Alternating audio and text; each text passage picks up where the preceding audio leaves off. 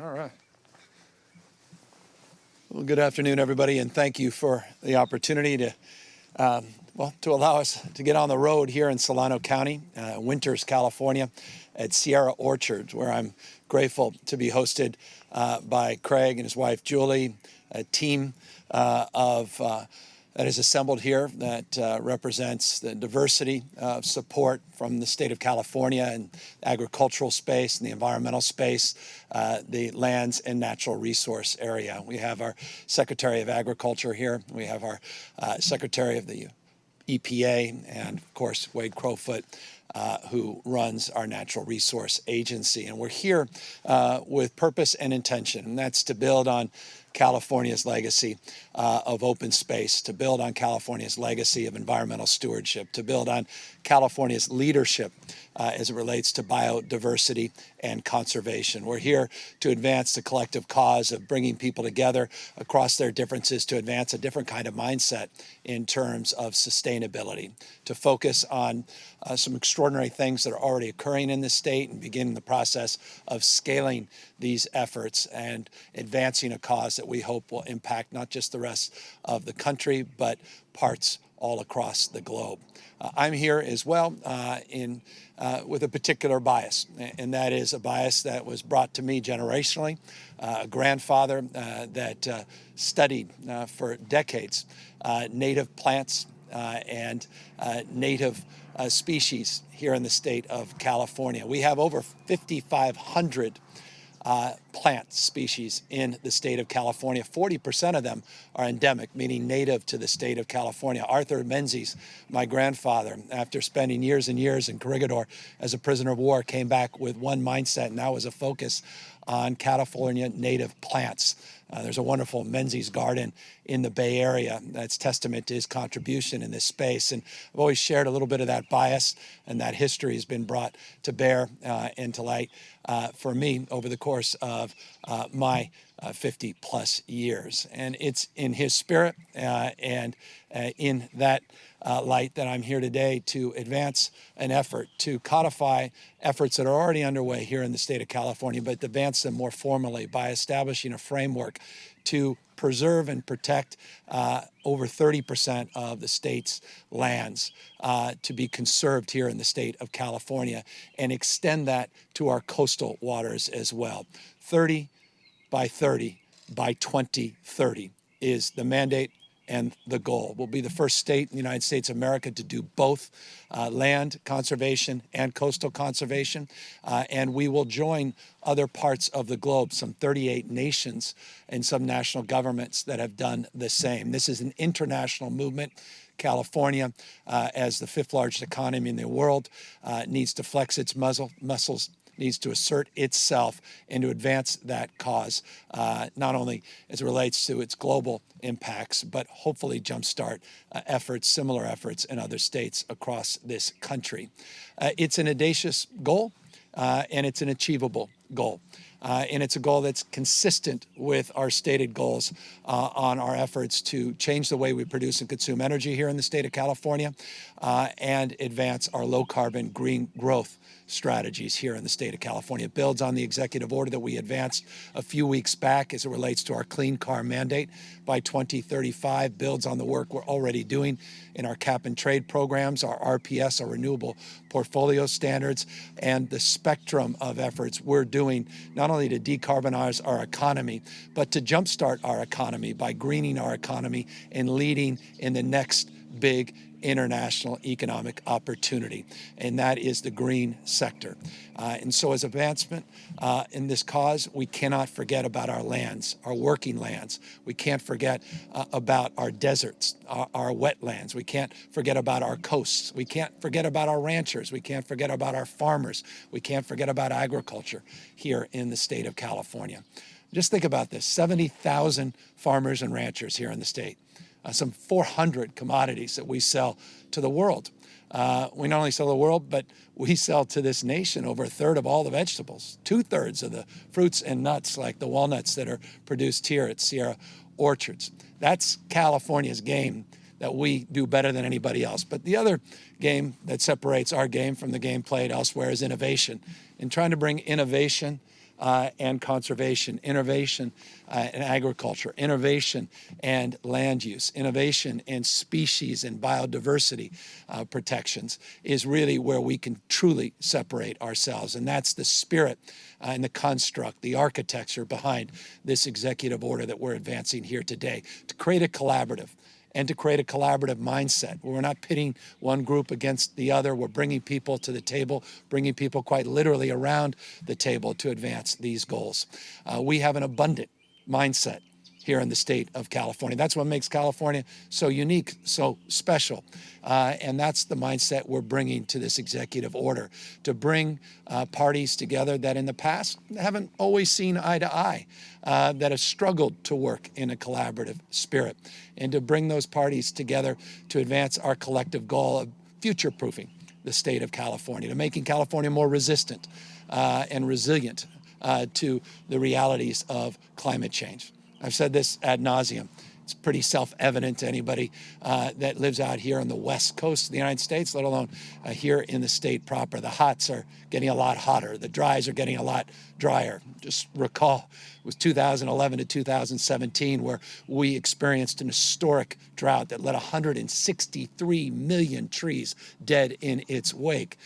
Not only the hot's getting hotter, the dry's getting drier, the wets are getting a lot wetter. These atmospheric rivers that we're experiencing that we've never experienced in the past. The hottest August in recorded history that we just experienced here in the state of California. The hottest recorded, arguably, hottest recorded temperature ever in modern recorded world history that we experienced some 7+ weeks ago in Death Valley, California, 130 degrees.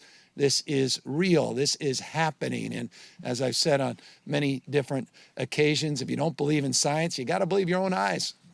You don't believe in science and data, you're not open to argument, interested perhaps in one thing, that's evidence.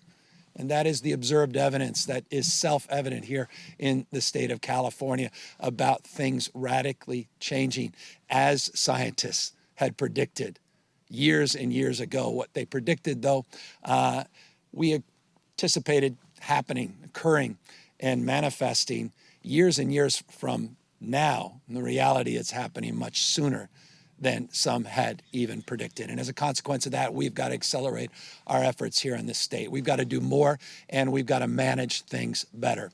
And so I'm here in a remarkable place. Since 1980, Sierra Orchard's been a leader. Craig and his team have been, they're true pioneers in the California spirit.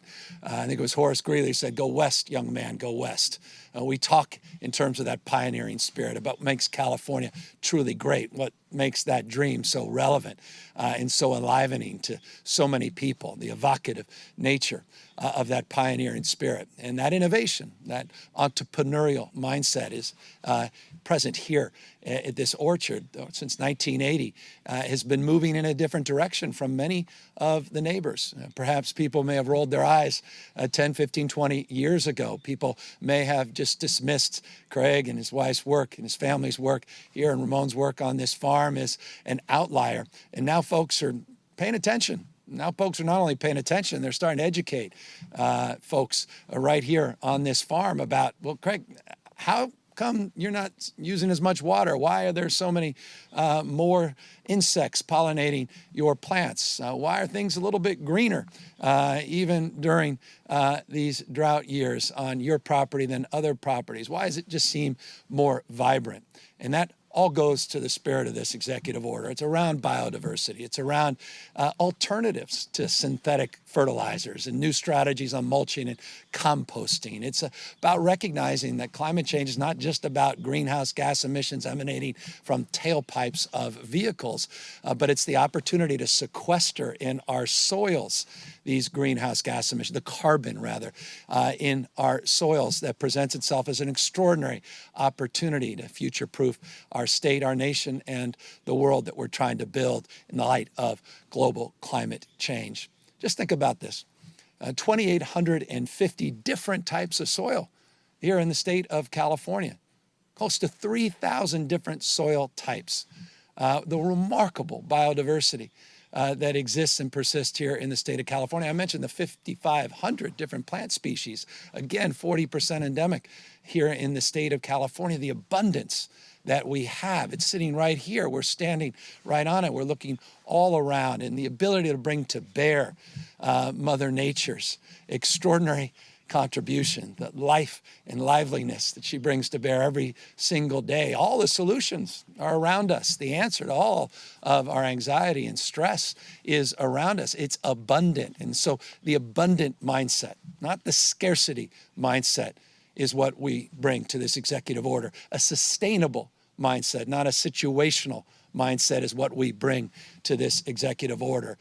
This is a critical part of the climate change conversation, and it so often is omitted when we talk about climate change. We get so consumed, as we should, by energy and industry, commercial and residential side of this equation, and we forget our working lands. We forget our natural lands. We forget about species, and we forget about animals and plants and insects and all of these things that truly make life not only worth living, but life even capable, human beings even capable of living.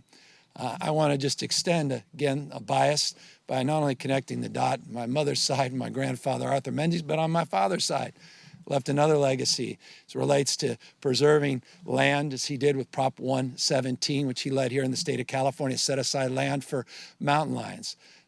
The contribution that was my first pet when I was a young child, a river otter. Some people have dogs and cats. I had a river otter, Potter the otter. It's my first pet.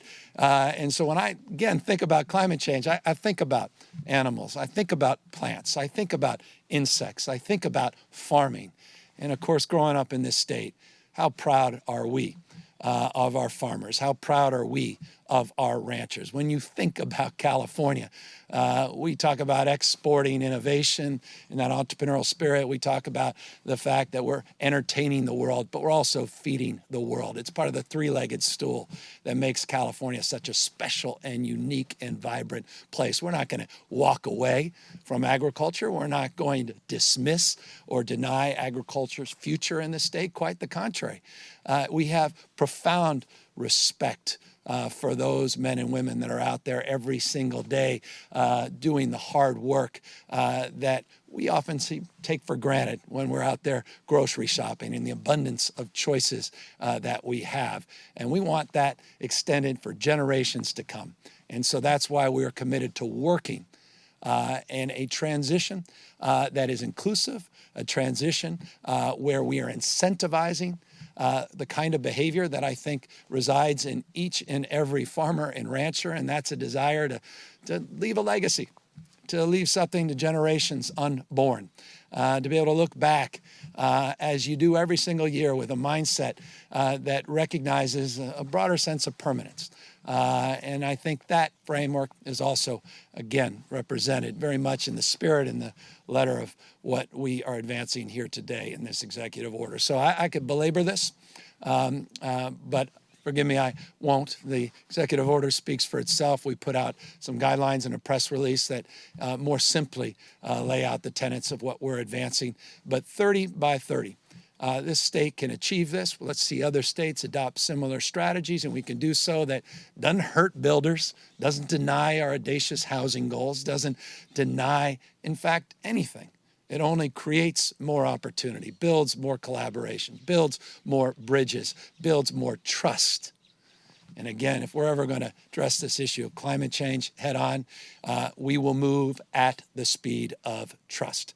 And so that formally and foundationally is a big part of this effort. Final words. I want to just thank two members, Member Rivas and Member Kalra, for their good work that they did this year. They had bills in this space. They didn't get across the line, but they made enormous amount of progress in contributing to this debate and to this moment. And I want to just thank both of those authors and legislative leaders and their staff for all their outstanding work, including, again, my staff, Jared Bloomfeld, to Karen Ross, our Agriculture Commissioner. I mentioned Wade Crowfoot, and other members of our team that also worked hard to bring this executive order to light.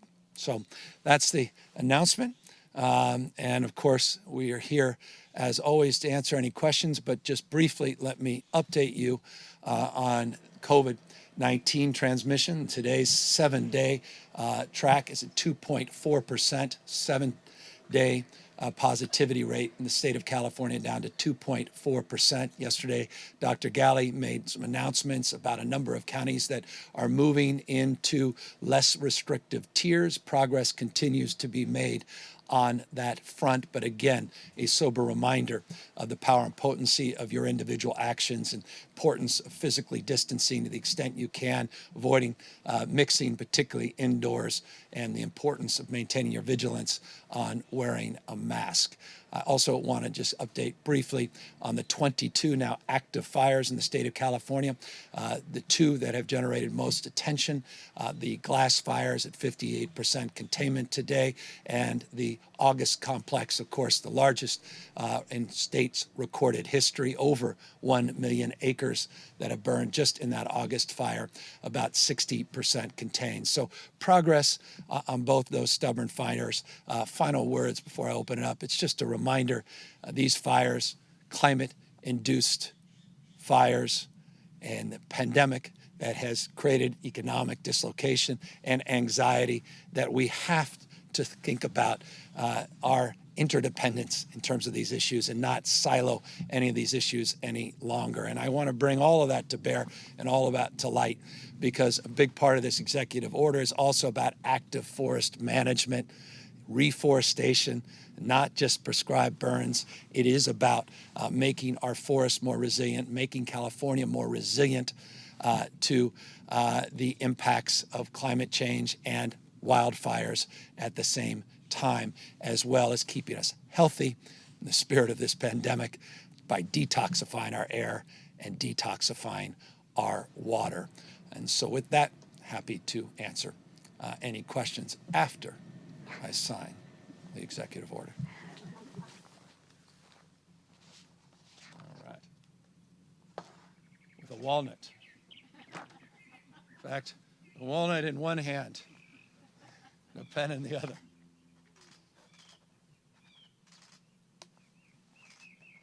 All right. I'm holding up a walnut without the big. All right. Thank you, Craig. Thanks for having us. And Leslie, thank you. Happy, of course, to answer any questions. Hi, Governor. Sophia Bolag here from the Sacramento Bee. I'll be asking questions on behalf of the press corps today. Wanted to start out with a few questions about the news out of your office today that a staff member of yours and a state employee who works nearby to your staff have tested positive for COVID-19.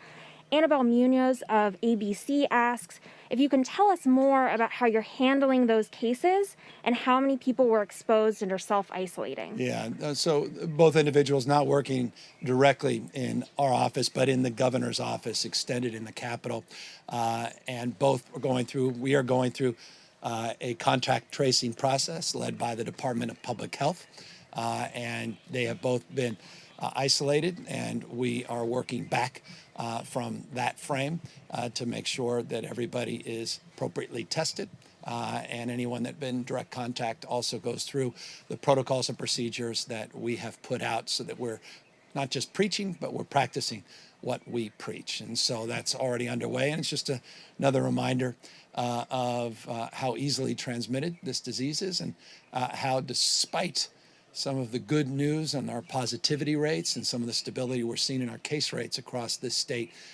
how virulent this disease remains and how easily transmittable this disease continues to be.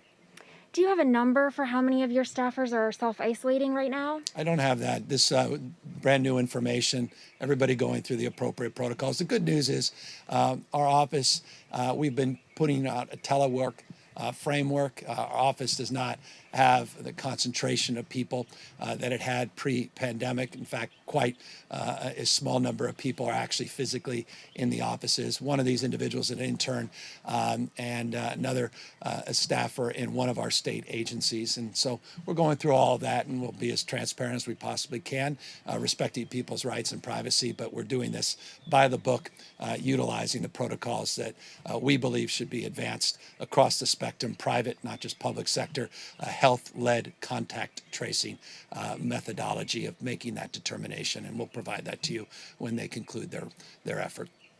Several reporters have asked when your last test was and what the result of that test was. Well, I haven't been tested positive. I've been tested on multiple occasions. I've highlighted 2 of those occasions recently, including the last occasion, which was when the president visited, and I look forward to getting tested again. So just to clarify, the last time you were tested, was you tested negative when the president visited? Yeah, I've never been tested positive, been tested negative on multiple times. You may recall in similar press conferences like this, we've been very transparent about a number of those tests, including a visit to a state prison here, and obviously taking protocols. We were tested on multiple occasions in anticipation of meeting with the president, including on the day, in fact, hour prior to his visit. All those tests negative.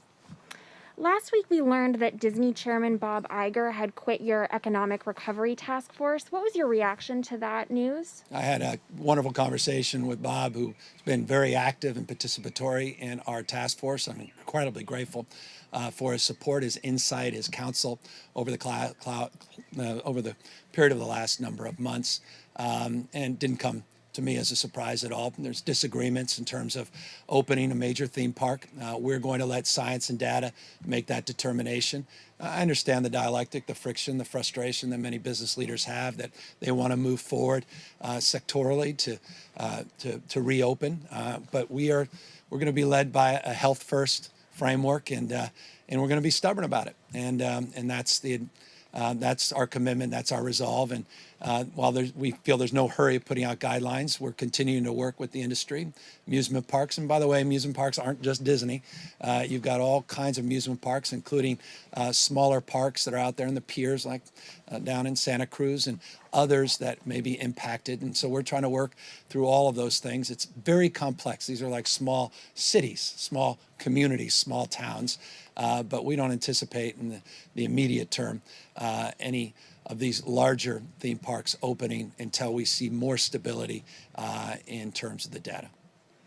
And I believe last time you spoke about your economic task force in one of these press conferences, you said they were helping with sector guidance. Can you give us an update on what they've accomplished so far? My gosh, dozens of things. I've updated on many, many different occasions the work of the task force. Again, the task force's work is not just around economic growth, it's also about equity and inclusion. About 120 members of that task force. They've advised us for many, many months on the sectoral guidelines.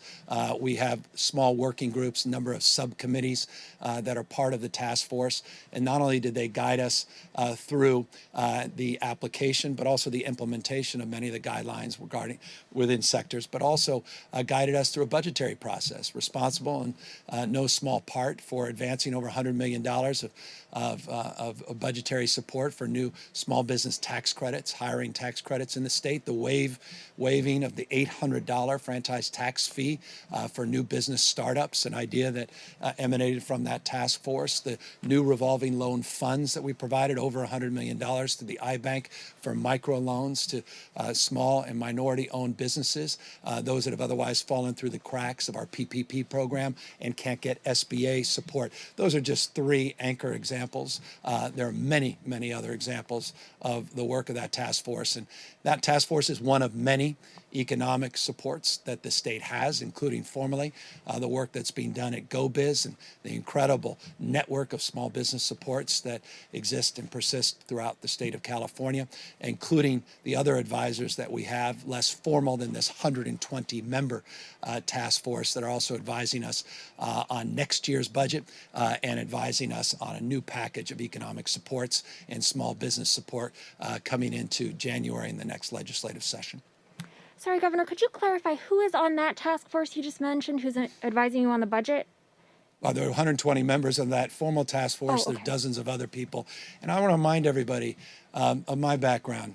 I don't come to the issue of small business and economic development intellectually. I come from it quite congruently as someone that's had the privilege of opening a small business right out of college, pen to paper, $7,500 investments from 13 or so investors, and opened that business over a quarter of a century ago with one part-time employee, Pat Kelly.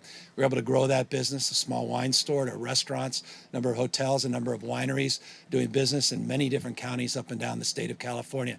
It's been the privilege of a lifetime to have an entrepreneurial background, to be able to take risks, to be out there on the front lines. I have a unique perspective, understanding what our sectoral guidelines and how they impact businesses, how those translate because of that business background, and deep reverence, not just respect and admiration, not just intellectual, deeply emotional reverence for entrepreneurs like those that are out here moving down a path, marking a different frame of reference and stretching the imagination of what's possible. Again, the spirit that defines the best of California.